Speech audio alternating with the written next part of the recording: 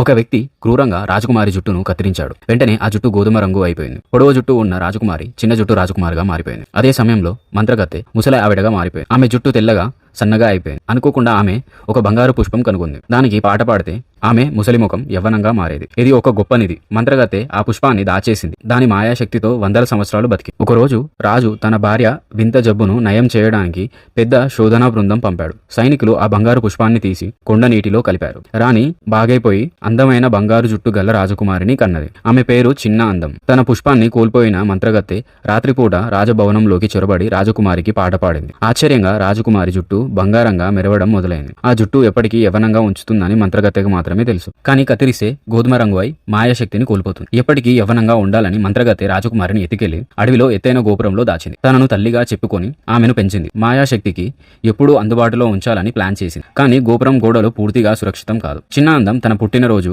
ఆకాశంలో వేలాది అందమైన లాంతర్లు తేలాడుతున్నట్లు చేసేది. అవి తన తల్లిదండ్రులు రాజారాణులు తమ కూతురు తిరిగి వస్తుందని ఆశతో వదిలిన కోరికల లాంతర్లని ఆమెకు తెలియదు. 18 సంవత్సరాలు గడిచాయి. రాజకుమారి జుట్టు ఇప్పుడు 18 మీటర్ల పొడవు. గదిని పూర్తిగా కప్పేస్తుంది. కానీ ఆమెకు నిజమైన మూలాల గురించి ఆమెకి ఏమీ తెలియదు. ఆమె ఒక్కడైన స్నేహితుడు ఒక ఊసర వెళ్లి మంత్రగత్తె గోపురానికి వచ్చినప్పుడు కింద నుండి పిలిచి చిన్నందం తన జుట్టుని వదిలి ఆమెకు పైకి లాగేది. రేపు చిన్నందం 18వ పుట్టినరోజు. ఆమె కోటకు వెళ్లి లాంతర్లు చూడాలనుకుంది. కానీ ఆమె తల్లి ఒప్పుకోలేదు. బయట ప్రపంచం ప్రమాదమని, రాక్షసులు ముఖ్యంగా మోసం చేసే మనుషులు ఉన్నారని, తనతోనే సురక్షితమని చెప్పింది. మంత్రగత్తెకు తెలియనిది ఏంటంటే ఆమె వెళ్లిన కొద్ది క్షణాల్లో ఒక వ్యక్తి వచ్చాడు. అతని పేరు బిగ్ మౌంటైన్స్. రాజ కిరీటం దొంగలించిన ఒక నేరస్తుడు. సైనికులు అతన్ని వెంటాడుతున్నారు. అతను తెలివిగా సైనికులను తప్పించుకొని ఒక తెల్ల గుర్రాన్ని ఎక్కి పారిపోయాడు. అనుకోకుండా ఒక రహస్య మార్గంలో గోపురాన్ని కనుగొన్నాడు. అది దాక్కోవడానికి బాగుందని భావించి గోపురం పైకి ఎక్కాడు. చాలా కష్టపడి గదిలోకి వచ్చాడు. సురక్షితంగా ఉన్నాననుకుంటుండగా చిన్న అందం ఒక ప్యాన్తో కొట్టి అతని స్పృహ కోల్పోయేలా చేసింది.